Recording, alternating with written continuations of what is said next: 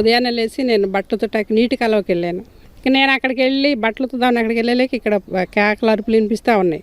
కొంతమంది ఉతుక్కొని వచ్చేస్తున్నారు, కొంతమంది బట్టలు అంటే ఇక్కడ ఉదయాన్నే బట్టలు ఉతుక్కోవటానికి వెళ్ళిపోతారు అందరు. ఉదయం లేచిన వెంటనే బట్టలు గబగబ పిండి ఉతకకుండా ఇట్లాగా ముంచేసేసి బుట్టలో పెట్టుకొని ఆ వచ్చేవాళ్ళు వెనకాలపడి వస్తూ ఉన్నారు. అక్కడికి వచ్చేలేకి వాళ్ళందరూ మళ్ళీ దొడ్ల వైపు కర్రలు పట్టుకొని ఇటు పోతున్నారని చెప్పి మా వెనకాల కొంతమంది పడ్డారు. అందరం గుట్టగా వెళ్ళే వాళ్ళని చల్లా చెదిరైపోయాం. ఇటు కొంతమంది అలా పరిగెట్టాం అనమాట. పరిగెట్టిన వాళ్ళు ఇంకా మా కాడికి వచ్చేసి కొంతమంది, నా కాడ కొంతమంది, కొంతమందిగా బాధటం కర్రలు తీసుకొని ఈ నైపోగులన్నీ తొలిగాడి చెత్త అంతా ఒకసాటకు రొల్లేసేసి తగలబెడతాకి మొత్తం రొల్లు ఒకసాట పెట్టారు. అందరిని ఒకసాట ఇంకా దానిలో వేసి తగలబెడతారన్నమాట మమ్మల్ని. వాళ్ళందరూ చుట్టూ ఉన్నారు, ఇంకా ఆడవాళ్ళందరినీ ఇంక మమ్మల్ని ఇట్లాగా తగలబెడుతుంది. అగ్గిపెట్టి కోసం ఎత్తుకుంటే ఎవరి దగ్గర అగ్గిపెట్టలేదు ఆ టైంకి. ఆ సంఘటన తలుచుకుంటే ఇప్పటికి కూడా దడ వస్తుంది నాకు. 1985 జూలై 17న ప్రకాశం జిల్లా కారంచేడు మాదిగపల్లెపై దాడి జరిగింది.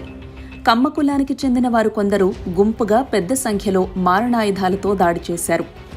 ఈ దాడిలో దుడ్డు రమేష్, తేళ్ల మోషే, తేళ్ల ముత్తయ్య, తేళ్ల యహోషువ, దుడ్డు వందనం, దుడ్డు అబ్రహం అనే 6 వ్యక్తులు మరణించగా ఆ తరువాత ఘటనకు ప్రధాన సాక్షిగా ఉన్న అనిషమ్మను హత్య చేశారు. 100 మందికి పైగా గాయాల పాలయ్యారు. దగ్గర 18,000 ఎకరాల ఆయకట్టు ఉన్నటువంటి ఆ కారంచేడులో భూమి 98% మొత్తం శాతం కమ్మవారిదే.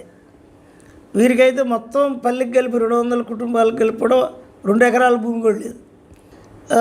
వాళ్ళ స్త్రీల వైపు మా వాళ్ళు చూశారని అపవాదులేసి చంపటం, కొట్టడం, ఆ కేసు లేకుండా చేయటం, కృష్ణానదిలో పడేసి 30-40 ఏళ్లుగా ఎన్నో దారుణాలు చేశారు.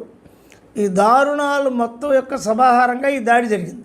6 నెలల పాటు ఉద్యమం సాగింది. అనేక సంఘాలు, వ్యక్తులు భాగస్వాములయ్యారు. పద్మారావు నేతృత్వంలో దళిత మహాసభ, వివిధ కమ్యూనిస్టు పార్టీల నేతృత్వంలో ఆందోళనలు సాగాయి. అరెస్టులు కూడా జరిగాయి.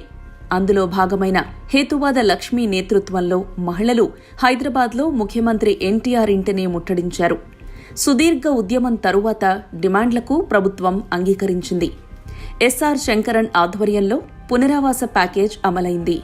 కారంచేడు సంఘటనకి ఉద్యమం నిర్మించామనే మాట కంటే నాకు నచ్చింది మనుషుల్లో ఉండే మానవత్వాన్ని మేల్కొని ఉవ్వెత్తుని లెగిశారని భావిస్తున్నాను నేను. ఈ కాలచక్రాన్ని ఒక్కసారి వెనక్కి నెడితే ఈ దగ్గర 3-3.5 దశాబ్దాల కాలంలో ఒక 2 దశాబ్దాల పాటు మనుషులు మానవత్వం బతికుండాలి, మనుషుల మధ్య ఎటువంటి భేదాలు లేకోకుండా, మరి ముఖ్యంగా మనిషిని కాకుండా చూసేవాడి పట్ల మనం ఎటువంటి సహనం ఉండకూడదనే భావన కలిగిన వాళ్ళ సమూహం అది. ఆ సమూహం సాధించిన విజయమే ఇలాంటి వివక్ష జరిగిన ప్రదేశాల్లో ఉవ్వెత్తున లేచిన ఉద్యమాల పేరుతో సామూహిక విజయాలు. కారంచేడు నాటి ముఖ్యమంత్రి ఎన్టీఆర్ వియ్యంకుడి స్వగ్రామం కూడా. ఘటన తరువాత బాధితులను సీఎం ఎన్టీఆర్ పరామర్శించారు.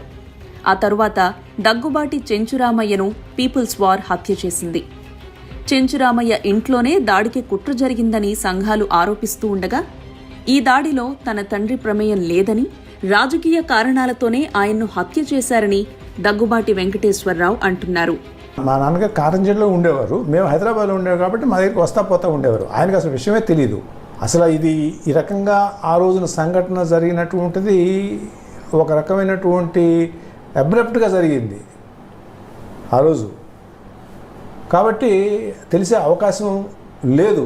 ఇదేదో ముందు ప్లాన్ చేసుకునో లేకపోతే ఈ రకంగా చేయాలనో చేసినటువంటి సంఘటనగా నాకు కనపడలేదు అక్కడ వివరాలు తెలుసుకున్న తర్వాత. సో మా నాన్నగారికి అసలు తెలిసే విషయం ఉండదు. మా నాన్నగారు ఫస్ట్ ఆఫ్ ఆల్ ఇటువంటి విషయాలంటే ఆవిడ దూడంలో ఉండే ఆయన. ఎక్కడైనా కొట్లాట గిట్లాట అంటే అసలు పోనేవాడు ఆయన. అంత సౌమ్యంగా ఉండేటటువంటి మనిషి ఈ చర్యకి బలపరచడం అనేటటువంటిది వ్యవహారంలో ఉంటాడు అని అంటే అసలు ఆ ఊళ్ళో ఎవరు కూడా నమ్మరు. ఫస్ట్ ఆయన తెలిసినటువంటి వాళ్ళు కూడా దీన్ని హర్షించరు. కారంచేడు ఘటనపై సిబిసిఐడితో పాటుగా తేళ్ల జడ్సన్ వేసిన ప్రైవేట్ కేసుపైన విచారణ జరిగింది. చివరకు గుంటూరు కోర్టు 5 యావజ్జీవ కారాగార శిక్ష, మరో 46 మందికి 3 ఏళ్ల జైలు శిక్ష వేసింది. కానీ కింది కోర్టు విధించిన శిక్షలను బెనిఫిట్ ఆఫ్ డౌట్ కింద హైకోర్టు కొట్టివేసింది. తేళ్ల జడ్సన్ సుప్రీంకోర్టును ఆశ్రయించారు. 2008లో ఈ కేసులో తుది తీర్పు వచ్చింది. అప్పటికే కొందరు నిందితులు మరణించారు. చివరకు అంజయ్య అనే వ్యక్తికి జీవిత ఖైదు, మరో 29 మందికి 3 ఏళ్ల జైలు శిక్ష పడింది. ఉద్యమానికి నాయకత్వం వహించిన డాక్టర్ కత్తి పద్మారావు, బత్తుల పున్నయ్య, నారాయణ స్వామి వాళ్ళకి అభినందనలు. కారంచేడు ఉద్యమం సక్సెస్ ఘట్టంలో భాగస్వాములైన పత్రికా ఛానళ్ళకి, మీడియా వారికి నా హృదయపూర్వక అభినందనలు తెలియజేస్తున్నాను. అప్పట్లో మీడియా కూడా బాధితులకు బాసటగా నిలిచిందని ఉద్యమంలో పాల్గొన్న ఉషాయిస్ డానీ చెబుతున్నారు. కారంచేడు పోరాటం దేశంలో సామాజిక ఉద్యమాల్లో కీలక పాత్ర పోషించింది. ఆ తరువాత తెలుగు గడ్డపై అనేక అస్తిత్వ ఉద్యమాలకు బాటలు వేసింది.